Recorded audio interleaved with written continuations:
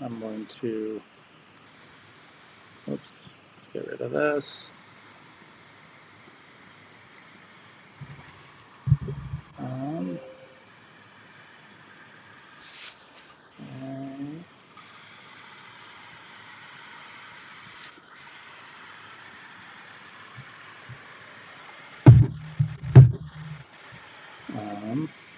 Let's get 3 people. That's all I can see. Where's this link? I need to share this link. Does it show up on your I'm starting to get it. I think, no, I'm not, but I'm starting to get it. Let me, hey everybody, if you're, I'm seeing stuff pop up. Okay, now we're figuring something out. It's not the exact link that we tried to do before, but it is popping up. Let me try to do this real quick. Everyone I know has seen my screen, so got videos. You can see all my analytics and whatnot, and all those times I tested this. This is live now, so let's get this get shareable link. Dunfee, I'm texting this over to you if you want to share put it in the chat. Yeah, exactly. Okay. Okay, there we go. I think we are more in a better spot. We're almost That's what I go to from my Skype. No, that's if you put that into the other chat, other people will bounce over here. Oh, so we're doing it on Skype instead? Yeah, so everyone can see this right now. I'm getting these things. Sorry about all this. Second here. But Bjarne and I can talk, so. Yeah, go ahead. Yeah. Hi, Bjarne. Hi, Ryan. If anyone is now actually watching, which I can see, I've got 53 comments. We've got Ryan Dunfee in the blue. He is the giver to beans guy that everyone loved. Right. And then Bjarne Salen over on the right of the screen, who you guys all hopefully get to know a little bit more here, because it feels like everyone wants to know Bjarne more, which, yeah. How you doing, Bjarne? I'm good, man. I'm just trying to find this live thing here. I can't really see me, but yeah, I'm here. I can hear you. That's great. Perfect. Ah. Yeah, there's my wife walking around in the background right now. What's up, Elias? Hi. And there's Theo, my little dog. Whole family. So, cool. Well, I know Ryan, you look like you might have just brought up, but let's. I know we were supposed to specifically talk. What's happening? Talk about kind of the East Coast and Mount Washington. I don't know, Ryan. Did you want to start it off? Yeah, sure. Yeah, so basically, I've known Cody for long time at this point. Way back at the early part of my kind of time in the ski industry, I was helping run a free, totally unpaid on either end of the equation blog called brobomb.com, and we were just basically making fun of things we thought were dumb in the ski industry, and Cody, being someone with a sharp eye for sarcasm himself, joined that cause, which was really cool. And then so I've gotten to know him since then. So I lived out west for a long time, and then have been back east for almost 3 years now, and have met a really incredible crew that you met in this episode, Forrest, Blake, and Ryan Gibbs. And so been skiing with them and just getting my butt kicked the last 3 years, just chasing these guys around. I'd never used an ice axe, never used crampons, had never hiked up pure ice to ski around, and had not been doing a lot of routinely steep skiing before. So all that was new to me, even though I'd lived out in Jackson Hole and Tahoe and Aspen, and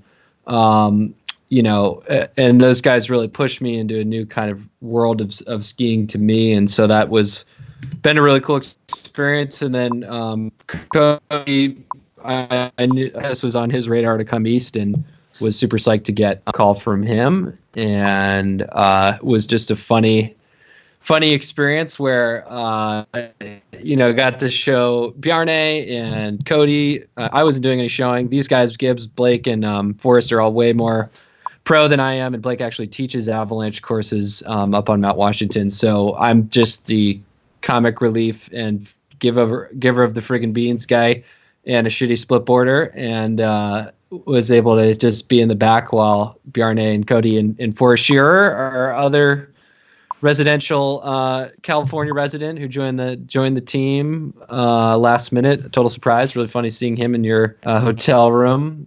And yeah, just had a super fun day. It was unbelievable.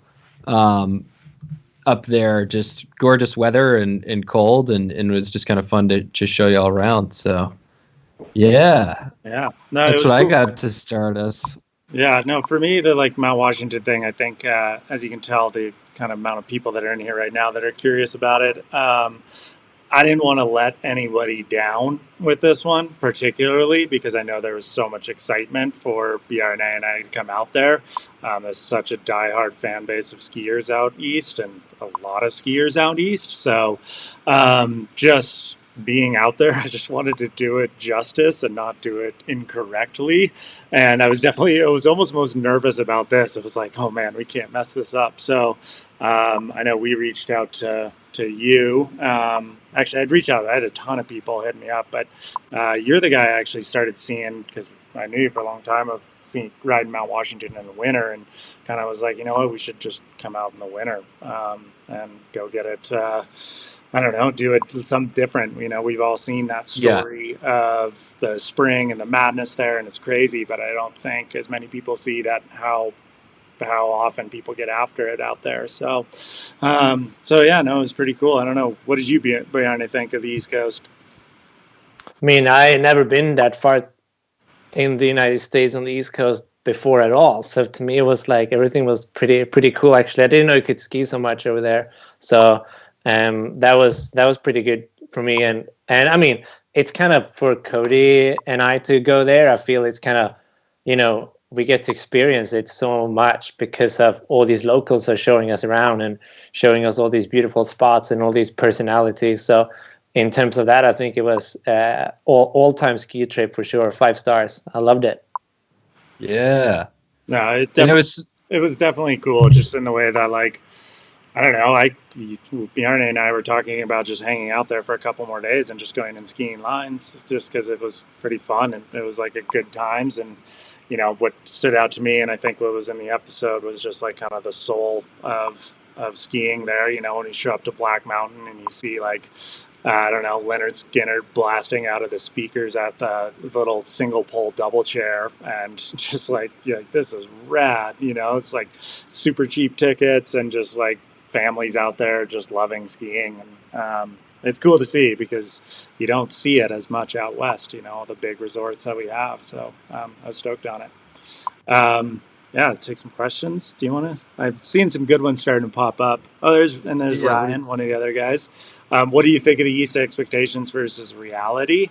Personally, it was radder than I thought, just because there was like super fun little lines that, I keep likening it to it was like Squaw Valley of ski mountaineering. It was like mini golf and like a lot of creative lines. And yeah, it was really, I don't know, it was pretty cool to see this zone be so stacked and so much creativity, and how you could kind of get after a ton of different lines. It seems like they change all the time too, quite often a lot. So, it's almost like the pictures don't do it justice, because you look at the mountain and it looks kind of round and bulbous, and then you get underneath in those ravines and all of a sudden they're like steep and walled, and it's really cool. I don't know. What did you, Bjarne, you were saying, like, from Sweden. I mean, I imagine it's similar to Sweden.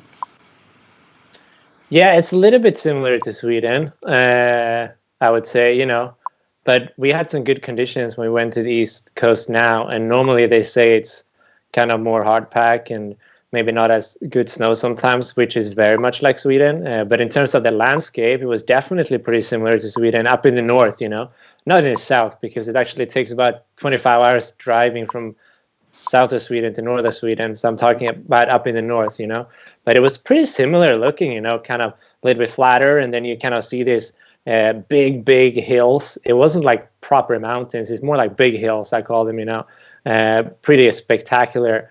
And I'd say it was pretty similar, for sure. Yeah, no, it's definitely. I got some other questions. This one was an interesting one.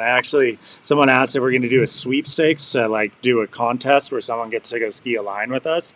And it was funny enough. I was starting to work on that this summer of doing a project, and it was actually Airbnb was going to be doing it. And then it's kind of fell through the wayside. A lot of different reasons, but maybe one day I was thinking we should do like a contest where we go like ski terminal cancer or something like that. It's like the dream trip that Solomon used to do, but with Bjarne and I. Not nearly as dreamy though, because he'll be sleeping in a van and probably next to me. It's like, this trip sucks. Yeah, you're gonna be cold, and you're gonna be like, these guys are not as cool as they look on camera, which is always the case. Yeah. Have you ever gone ice climbing, Dunfee? Have you ever gone ice climbing? Real ice climbing? No. I mean, it was actually super funny. Ian, I'll answer your question. I'd only started doing any ice axing when we were, when I came back here. Never done any actual ice climbing. And then when we were hiking the bulge in Huntington Ravine the first time, I just had my tiny little gully axe, and I ended up like not getting a good enough purchase, and then like slipping off that bulge back into the like fan below, and Gibbs had to down climb and give me one of his ice axes. But I was like, okay, good thing the drone isn't up, because I'm totally blowing it right now. And then I was like, oh, this ice axing's dope. But yeah, I've never done any ice axing. I think I know Forrest and Gibbs have done a lot, and at times have been way into it. I do want to mention, I know there's like Ian had a really good question, which is like, what about going to Tux right now from out of state? Definitely would discourage it right now. I think I think in light of everything that's happening now, like, been telling everybody, try to keep your adventuring out of 5, whatever 10 is for you, keep it out of 5, and keep it, within the county is kind of what we're trying to recommend for folks. So definitely, trust me, we're dying to get up to Tux, and a lot of we all had a bunch of goals for this year of skiing stuff up there, but none of us are planning to go up there anytime soon with what's happening. So definitely, stay at home, ski mellow stuff, and don't put strain on the rescuers up there for sure. So one question that someone else wrote on there, Jake, I'll say also as well to Christian, who I saw at Chamonix, and Patrick, but Jake wanted to know, what ski route would you add to the classic 50? Oh. What would be the 51st ski descent? Classic ski descent. I don't know. We haven't quite figured that out. Bjarne and I talk about this a lot, but mainly in what we've done, is it a classic or not, is kind of the way we've thought about it so far. And just because, and I would say really, really strong majority of them are classics, but I haven't quite thought about it. One of the things is interesting is because this book was written 10 years ago, and in 10 years, skiing has changed a lot. And the one thing I think is missing from this is like a kind of legit spine line, especially up in BC. There's a lot of couloirs, a lot of kind of big faces, but not like a legit spine line. Meteorite, pontoon, those are almost there, but not quite. But, in the last 10 years, skiing spines has become such a big thing. The one place I would honestly put on there is this mountain called Mount Sampson in Pemberton. That's the one that, like, when you're up there, everyone, if someone skis it, it gets talked about for quite a while. That's the one that people kind of lust after. Curry is obviously right there, but Joffrey a little less. I would almost replace Joffrey with Mount Sampson, but again, that's personal preference. Interesting. Yeah, I mean, we should go into this. What so far? I know Bjarne, what do you think is not a classic out of the ones we've skied so far? Are you asking me? Yeah. Put you on the spot. All right. Yeah. All right. I'd say many of them have been pretty good classics, but I'd say the traverses, in my opinion, are like, Cody and I have been traveling a lot, and we always have some people that want to join us. And then when we ask people, like, do you want to join us on the traverse? No one contacts us, And there is a reason for that, because to be honest, like, I'd say traverse can be super fun if you like maybe do them for a couple of days and you ski some lines and bring food and make it a mission like that, for sure. But as we did them, just like in one day, do the Watson Traverse and the Spearhead, I think it was, right? They were like not great classics in my opinion. And then another one that was not a classic was the one we did now last time. Me and names, by the way, I'm not very good with names. Excuse me. Cody is aware of this. I just know the name of the line we skied during that week, and then I forget about it. What was the name we did in last time in the avalanche chute? Oh, Mount Tipicnogos. Yeah, that's one I was kind of a little. It's funny. I just saw a picture of Timpanogos the other day. Another line off that, and it was way cooler than the one we skied. It's a rad mountain, but I just think that line, it's just like an avalanche chute, and I'm just not into skiing avalanche chutes. It was like, it's beautiful because you can see it from town, but yeah, it was borderline to me. But so those are so far. I think at the end we'll probably do a little sum up of what we thought of the book. Ultimately, I call this project. It's the most thorough book review of all time. We're essentially taking this book and trying out every single one of them, and we'll hopefully verify that. Speaking of, a lot of people are asking this, and we haven't kind of talked about it, and but obviously the elephant in the room is like, what are we doing with the project currently with the pandemic right now? Well, it's kind of evidence right now that we are doing a YouTube live is evidence that we are not currently pursuing lines for this project. Bjarne and I had tons of discussions. There was points where we're like, I feel like we could do this safely, and we're almost self-contained, living out of our trucks, and it's like we're going to be doing a lot of lines that we're going to be being comfortable with, but for the most part, we realized it was a very irresponsible decision to go out on the road and go ski these lines. We kind of thought of it in one way. It was like, oh, we're going to go back to like middle of nowhere, Idaho, and ski a line. And then kind of thought about it in other sort of ways, like instead of being off the beaten path, like what if Bjarne and I touch a contaminated gas station pump and then come to Stanley and spread it to a town of 63 people, and then the nearest hospital is an hour and a half away, and it's like kind of an elderly population out there and retirees, and then you're like infect a whole town just by him and I showing up there. So unfortunately we are pausing the project, which sucks. It's definitely small in the scheme of things, considering else what's going on in the world, but we were about to come into our really prime time of the season, being March and April, and just like where all the big badass lines come in, and that's where we were kind of gearing up to have the next 3 months be super busy. So yeah, we're staying home, and hopefully the rest of you guys are too, because I think we all kind of got to be in on this collectively. And we talk a lot about risk, and we talk a lot about safety and whatnot, and ultimately I think it's a safe call. So maybe by May this thing will kind of clear up and we can hit the road and get a couple more done at the end of the season, but this is where it's at right now. So just staying home. Yeah, I haven't been home for a March in probably like 7-8 years. This is 3 weeks in a row is the longest time I've spent at home for almost 2 years. So that's not traveling is something that's kind of not used to. But yeah, what else we got there? Well, let's see. I'm curious. Can I ask a question? I know you'd said like when we were skiing and you're like, oh, I'm going to come out in February.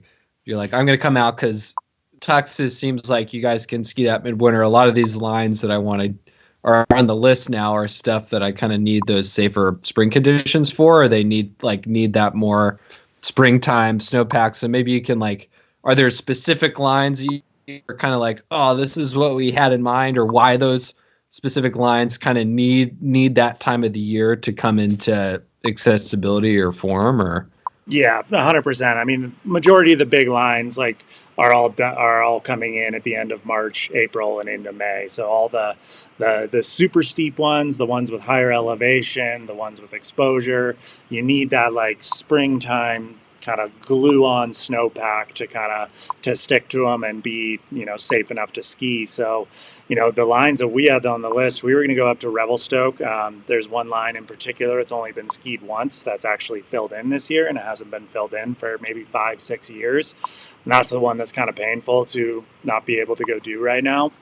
But there's pretty much all the Canada ones are mainly spring lines. Like sneaking in lines in February and early March has been really tough. As you guys know, it was a slow start to the season, and we were kind of scrambling to try and get lines done. But they were just, all these big exposed high elevation lines are just, they're not in at that time of year, or they're just not safe enough. So yeah, we just kind of we hold tight, and we last year.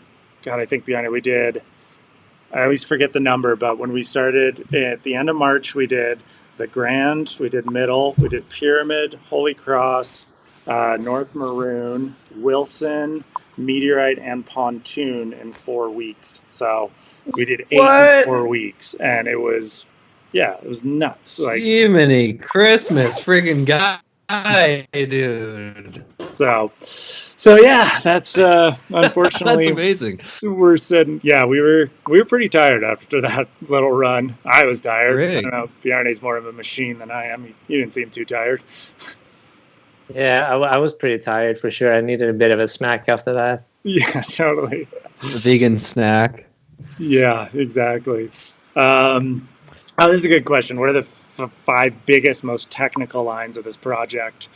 So, I mean, the biggest, gnarliest are Mount Robson, north face of Robson. It's been skied twice in 25 years. You've got the south face of University Peak, which has been skied twice, maybe 3 times. There's a rumor of a solo third, but no one really knows. It's just an underground Alaskan badass. And then Mount St. Elias.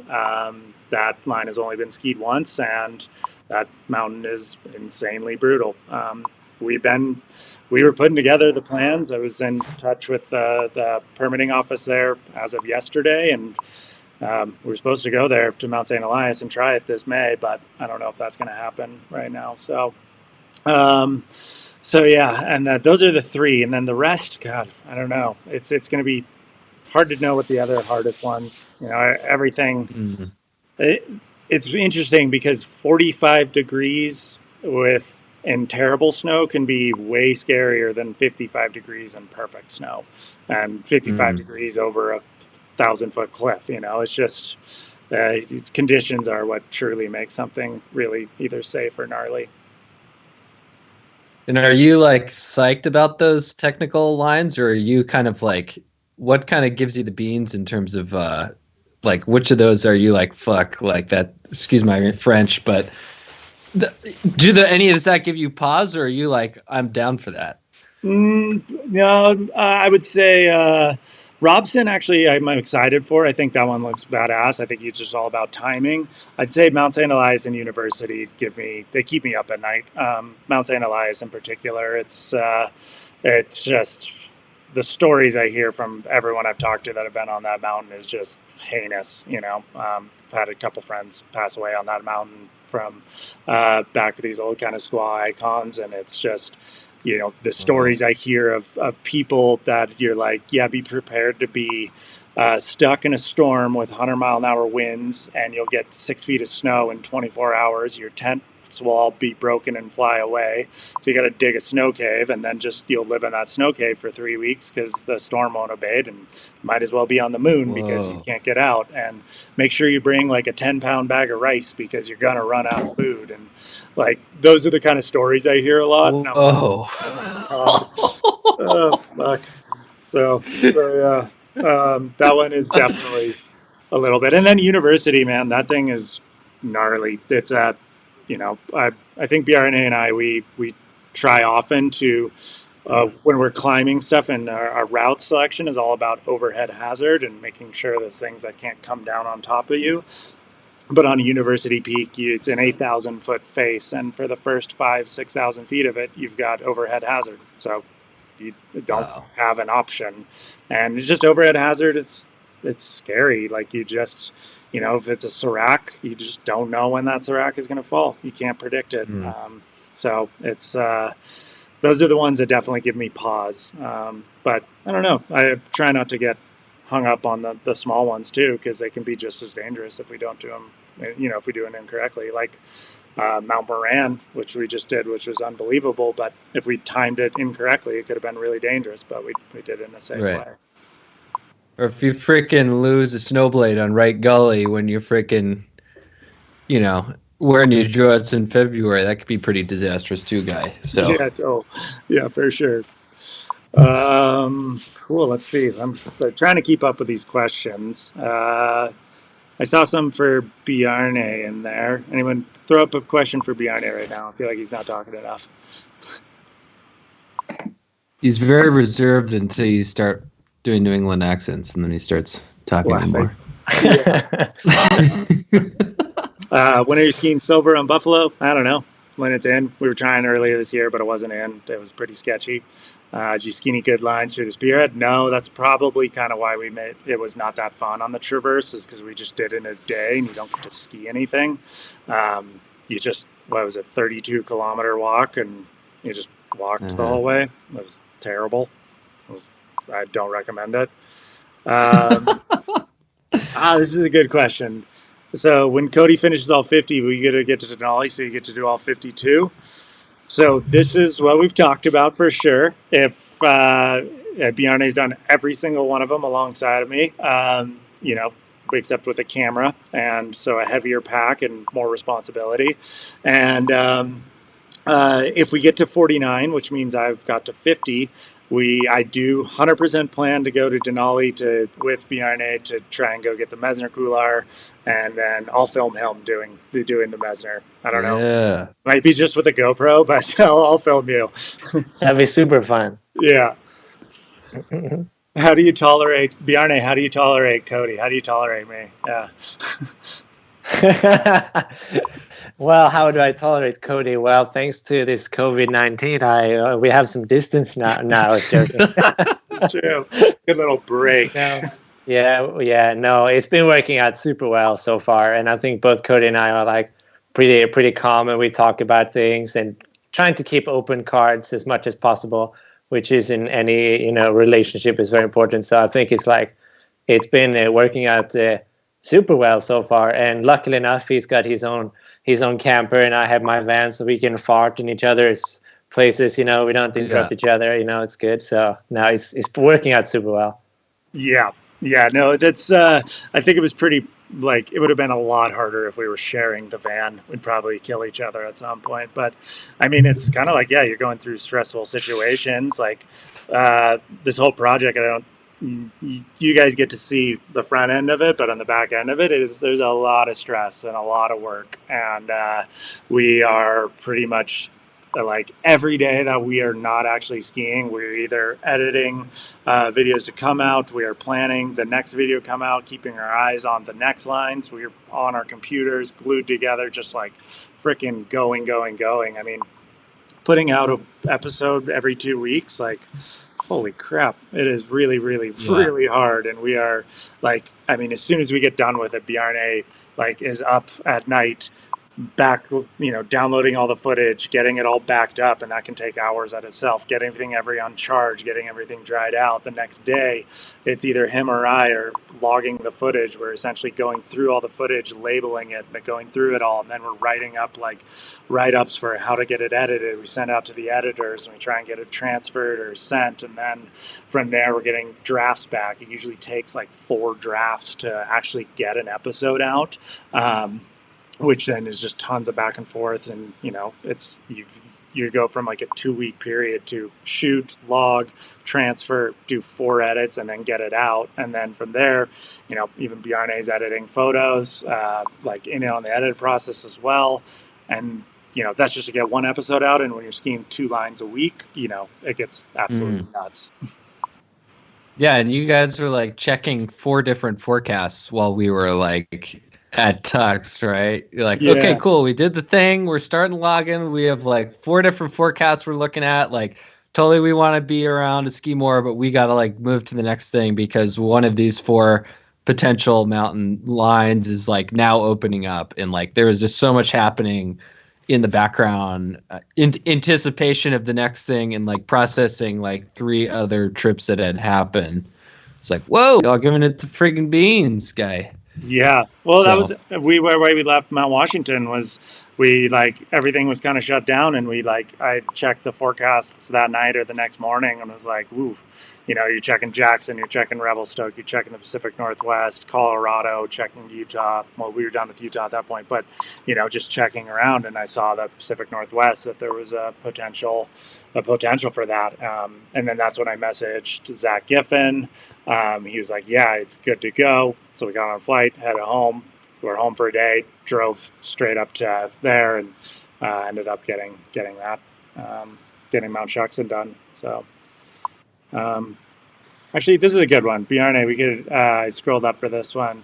How we met. Yeah, because you from Sweden and me from California, very different worlds. You can tell the Svalbard, but before that, I'll just, if you guys don't know, so Bjarne was kind of the best friends and principal cinematographer with Andreas Franzen. And if you don't know who Andreas is, you all should, because he was one of the most legendary ski mountaineers of all time and kind of revolutionized what you can do on skis. And Bjarne was essentially what he's doing with me, but right there with Andreas. So I'd known Bjarne from his work with, watching him work with Andreas in the films that they were doing, and doing some of just the most insane lines in the world, ski mountaineering style. And then we got a chance to meet.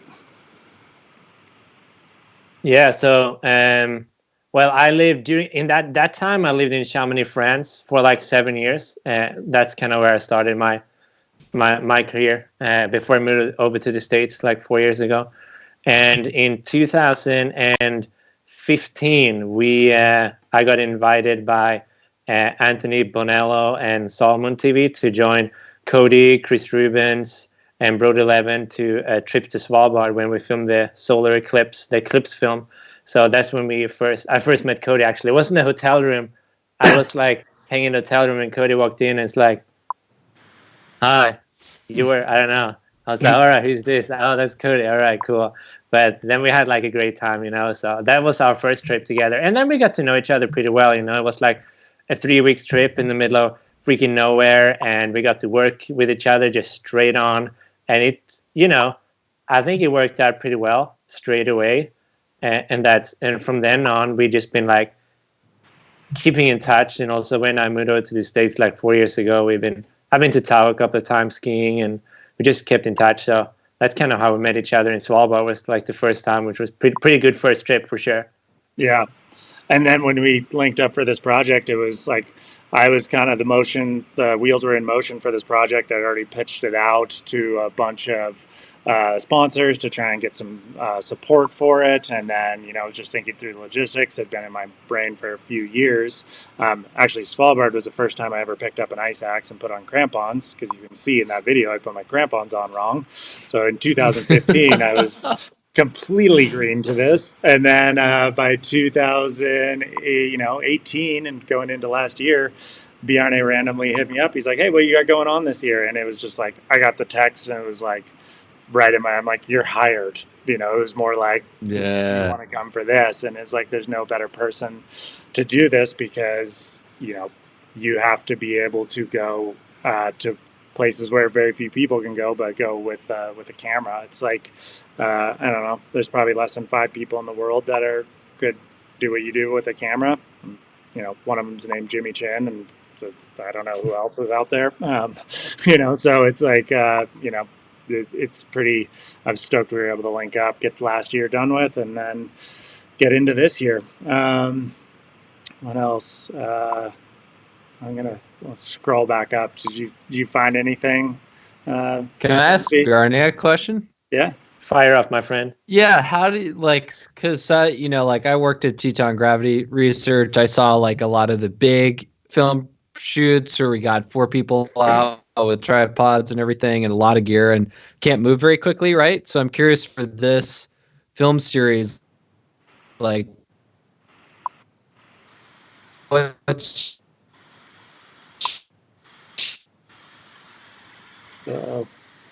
your what's your setup? 1,000,000 feet, but still like capture everything.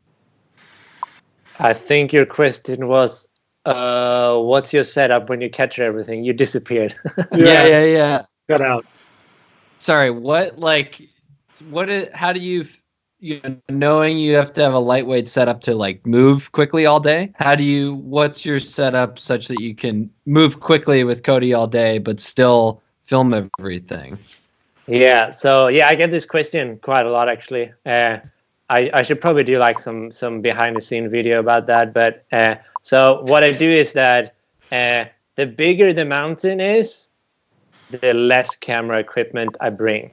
That's kind of the rule, because the bigger the mountain is, the more obviously very often it's also more time out there and it's more dangerous and you got to be faster.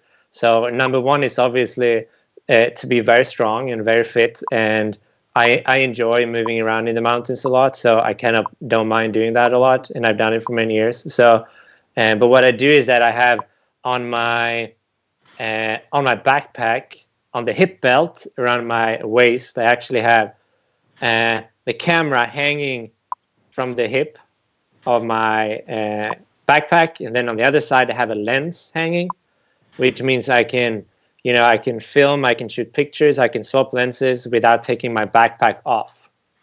And that's kind of what's been working for this project, because otherwise we would miss so many shots, we would be too slow, it would be too dangerous. Like we don't have time to like get the perfect angle every time, Sometimes I ask people to like do that again, and we do it again when we have time for it. But if we don't, it's also about you just have to move, Otherwise it's going to take too much time.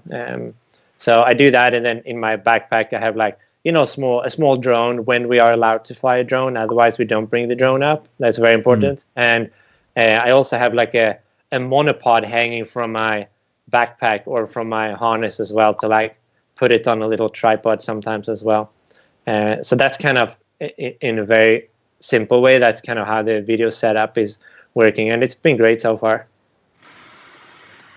Yeah, totally. No, it's I know from the outside, it's like our whole goal is to shoot as much as possible and have the camera come out as quick as possible. And so your setup is like pretty ideal for this. Like I don't know, when was the last you used a tripod for a time lapse, but otherwise we don't use tripods, and we use drones only when they're legally permitted, which is unfortunately a lot of lines are not permitted for drones, so we don't bring them. But otherwise, yeah, it's just kind of fast run and gun. Actually, realizing with this software I can pull up these comments and put them into the feed so people know what we're talking about. This is a good one. What lines are you most excited for other than the ones you've already done? God, personally, it's just like we have a lot of lines in Canada left. The Comstock Couloir and Revelstoke, which has only been skied by Greg Hill, is that's the one we were kind of talking about earlier, where it's in this year, and unfortunately we are not able to travel even more than a couple miles away from our house, let across the border. So that one looks insane. It's super deep. It's rarely in, and it's in this year, but hopefully maybe this thing will let up by the time it's still in. Other lines, God, it's been the cool part of this project is actually I've learned so much about every little line, and like I'm really skied in Colorado, backcountry skied in Colorado, and then just going to the Elks and like riding Pyramid and North Maroon and seeing all the lines out there is like, holy crap, like now I see why so many badass skiers live in Aspen. It's so cool there. So it's hard to say what, is going to be expected, or, what's going to be rad until we actually get up there. Let's see. Let's throw up some other ones. You guys still there? Yeah. Yeah. Will you ever willingly come back to the East Coast? Yeah, for sure. No, definitely. Actually, when I saw some of those pictures, I think Ryan was showing me the Katahdin zone looks really sick. The permitting process looks tough, but that zone looks amazing. And there was stuff that I wanted to ski there last time. So, it's probably not going to be during this project that we're going to be traveling willfully to not do lines that aren't on yet to be checked off. But yeah, so hopefully. There's one other question that's actually pretty good too. I'm going to throw it up here. Anyways, it had to regard the permitting process. So we've spoke about this. I spoke about this in the AMA video, but essentially for all the national parks, we are getting permits because you're required to. The one thing that we've actually been classified under, and this has been by multiple park services, is this is a personal project because it's private on our YouTube channel. And if you guys can tell, there's no advertising that actually pops up. We're not making any money off this. Even when they regarded the sponsors in front, my argument and what they ended up siding with is that they're supporting our travel, which is what they're doing. They're supporting us trying to do this. So we had people at Grand Teton National Park be like, yeah, no, this is a personal project. You guys are good to go. And then the same went for Mount Rainier and, all our discussions with the Mount St. Elias and whatnot. So we're trying to do kind of as best as I can to get permits where we have to.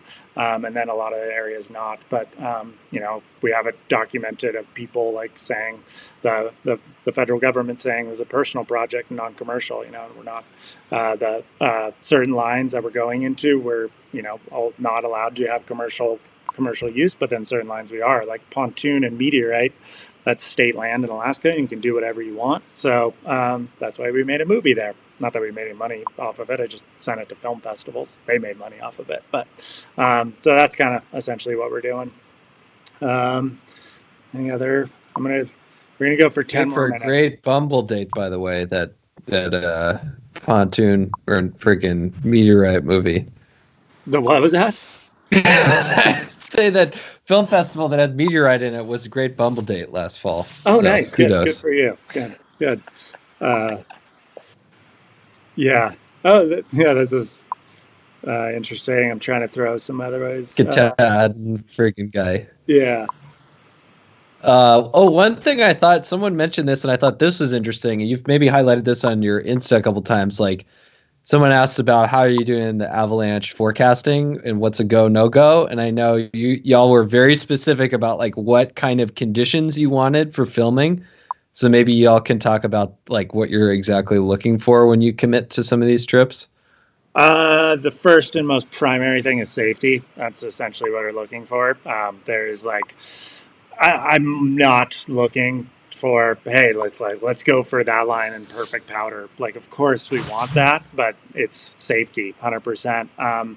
We actually, the next episode, which will be coming out on Wednesday, is essentially answers this question that you're asking right now, the primary methods for analyzing snowpack. And we kind of did a how-to. So it's episode 25 or 25th line. And we kind of go through the process that we go through, which involves, watching trends from afar, using kind of luckily technology that's readily available now to kind of keep a survey on all of North America, all the avalanche forecasts there. And I kind of watch those and look for trends and where places are stabilizing. And then we look for weather forecasts that are hopefully trending that way as well. Generally, the thing is if it's trending safer for avalanche forecasts, then most likely your weather is going to be pretty nice as well. But then match those up and then start to narrow in. And then we go from there. It's a lot of pre-research because, when you're committing to a 10-hour drive and whatnot, it's like you want to make sure everything's good. So it's calling a lot of friends, calling as many contacts as I can in that area that understands the snowpack and understands the zone and are people I trust, and then make a call from there. So, and then we get there and, we rely on a lot of outside beta, but then we essentially go up and are making decisions as we go. It's why we, for instance, went up to Alaska last year with beta that things were seemingly good, and we tried it and it didn't work. And that's what happens. And I thought it was good. It was good evidence to myself and to, I think, the fans that it's like, we spent like $3,000 to get everyone up there, and we get 90% of the way up 2 lines in a row, and we turn around and commit to having to come back. And but safety is the ultimate call for this thing, because it's a very dangerous project. It was kind of the hardest thing for me to get over mentally to committing this, was the danger that it puts you in. So it's all where we're going, and where we go for is all based on what we think is going to be the safest. That was a good question. I've been forced to learn a lot of new technical skills. Has Bjarne taught you anything? Yes, I've definitely learned a lot, but that's kind of like why I went into this project. Was honestly, it was a learning experience. Like 2015 with Bjarne was the first time I picked up an ice axe, started climbing, started learning ropes, and started trying to dabble with this all. But a lot of this I knew I was like, it's going to be pretty new to me. And I would say last year, a lot of the stuff like the Grand and doing ice climbing like that, I remember Bjarne being like, drop your heel a little bit more on that. And I'm like, oh, okay, yeah, that works. It works a lot better. So it's really good to have a cameraman that has more experience in this realm than you do.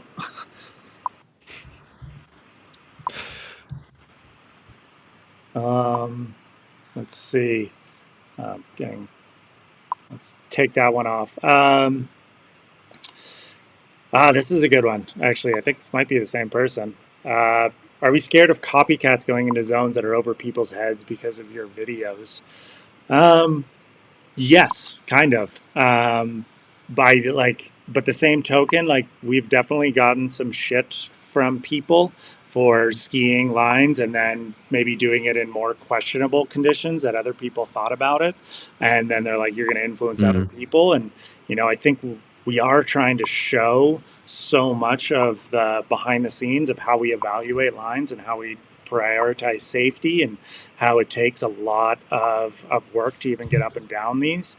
But at the same time, it's like, we can't be 100% responsible for other people's decisions. And I fear that, people would be like, oh, I can do that, and go out there and don't have the experience. And, but, I think we're trying to reiterate throughout this project of like, how much safety is our number one concern. And my whole thing is like, I've been lucky enough to be doing this been a professional skier for almost 20 years now, and I've learned from the best and been able to take my time. Like, just getting into ski mountaineering is like 15 years into my ski career, so it's a time thing. Like, take your time doing it. You're not going to be able to learn this stuff overnight. Totally. Yeah. As a total amateur kook, it is fun to get into this because you realize it's a sport you can do for a long time. So and once you start doing it, and you realize how hard it is to get these lines, even at the mediocre level I'm pursuing stuff, it definitely, you're like, wow, I'm really glad I can do this as an adult for a long time, hopefully safely. And it's not something I'm trying to knock off by the time I'm 22 or something, because it takes a lot of time to learn the skills and accumulate the experience. Yeah, for sure. Now it's that's what's the beauty of skiing to me, is like being a professional skier for 20 years, and like now I'm in a project where I feel like a beginner again, and it's really cool to be able to kind of be in something like that. And skiing's a lifetime sport. It's not something you kind of just learn tomorrow. So this is actually a good one, and Bjarne would be able to add to this. We'll take one more question after this, and then we can get going. So the question is, I've seen some insane Euro mountaineering ski descents the last few years. Where do you see that going? Are you interested, because that opens up a lot of routes? personally, for me, I'm not interested yet because I think those guys that are what they're doing in Chamonix and some of the stuff is just on a whole different level to, kind of some of the ski mountaineering lines that we're getting into. Our stuff I feel like is pretty tame in comparison, and so for some of the lines that are in Chamonix, I personally don't think I'm ready or mentally even. Mentally ready, physically ready, or even technically ready. But I mean, Bjarne, you spent 7 years doing just that with one of the best in the world. What do you think about what's going on now? Well, it's been developing so much the last years, and it's still going on, and personally I was doing that stuff every freaking 2 days a week. We did ski lines that was just like, wow. And I did that for like many years, and I got like too much of it. It became, something that you get so used to. And, I can go in deep on this for sure, because this has been in my head a lot for many years, and okay, so when it comes to that stuff, it's good to get used to the exposure. Yes. But if you get too used to it, you're not going to see the objective danger. You're not going to see all the hazard. Then suddenly I was there, right? So I did it so much, got so used to it. And then, you're just walking in there and you're like so calm, which is good, but you don't see all the danger out there. And when you get that far and you suddenly don't even see the danger around you, I think, it's starting to be dangerous, actually. I personally kind of stepped down from doing a lot of that. I'm happy to do an expedition a year or something, sure, but do like 2 crazy ski lines, what I call crazy in European standard crazy lines, 2 of those a week was great for many years, but not anymore, And I have some friends, they still do it. Many people are still doing it, and that's totally their call, I respect it. And the thing is that they are checking all the snow packs there. They're living there. They're checking it every day. It would be very different for me to like go there and ski something now, because I have no idea about the snowpack and all that, but it's definitely takes to another level. And I've been invited actually the last couple of years, like probably 2-3 times to like film this, because they know that I've done it in the past, but actually been saying no to some filming companies, because I'm just like, I'm not okay with that personally. If you guys want to do it, sure. I respect it. Take care of yourself and come home alive, period. And I'm not willing to go there that much anymore. So that's kind of my take on it, I think. I agree with that. Like the in Chamonix, like how you can do that on a daily basis of do the ultra gnar lines. It's just like it's you get too comfortable with it, and that's my fear, is to ever get too comfortable with this kind of stuff, because you want to have that little bit of fear on your side. And I think Bjarne and I that's why we've been able to be good partners for this. I think we have very similar risk tolerances, and our ultimate goal is to come home at the end of the day. Sure, we want to sometimes push it, and every once in a while it's fun to be in those super like scary tech exposed situations, but you don't want to be doing it just like on a weekly basis, because we've both lost a lot of friends to it, and it sucks. That's all there is to say. It sucks. It's not fun losing friends in the mountains. Oh yeah, yeah, totally. And I think that's why I'm also personally kind of positive to working with Cody in this, because I feel that when he wants to turn around, I'm stoked to turn around. When I want to turn around, he's stoked to turn around. If you have that partnership, then I think you are stronger.